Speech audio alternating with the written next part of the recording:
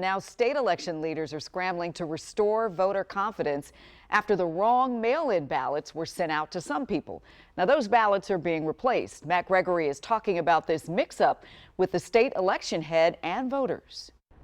So it's sort of a twofold scramble. On the one hand, the state has to get the awareness out and get the new ballots out. On the other hand, they have to restore confidence in the process. But this whole episode has left voters I talked to feeling sort of validated about their feelings about mail-in voting. What do I mean by that? Well, those who are skeptical, this has reinforced their skepticism, and those in favor trust the process.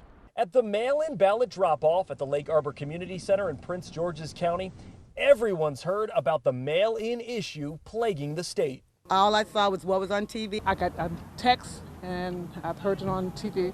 Back in mid-May, state election officials discovered the problem. Basically, a Democrat got a Republican got a Democrat-style ballot. Jared D. Marinis, state administrator of Maryland elections, says the state-hired vendor made the error when packing the envelopes. So that's why we sent out replacement ballots to all 447,000 individuals.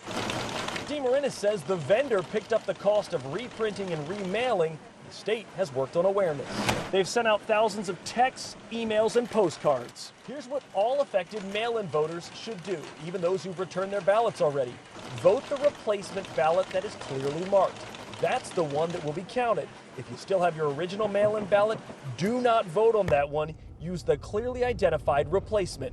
Maryland officials are asking for you to trust the process and hope their transparency shines through. We saw a mistake. We have, been forthright about it. We've been proactive in our, handling of it, making sure that everyone can feel safe and confident in it.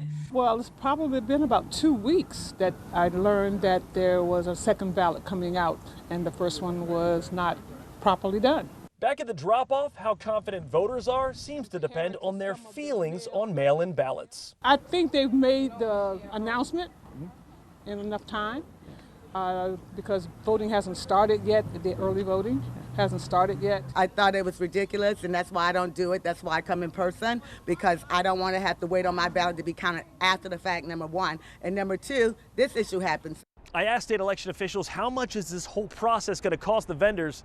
They said they don't have a full tally yet, but again, the vendors will be picking it up.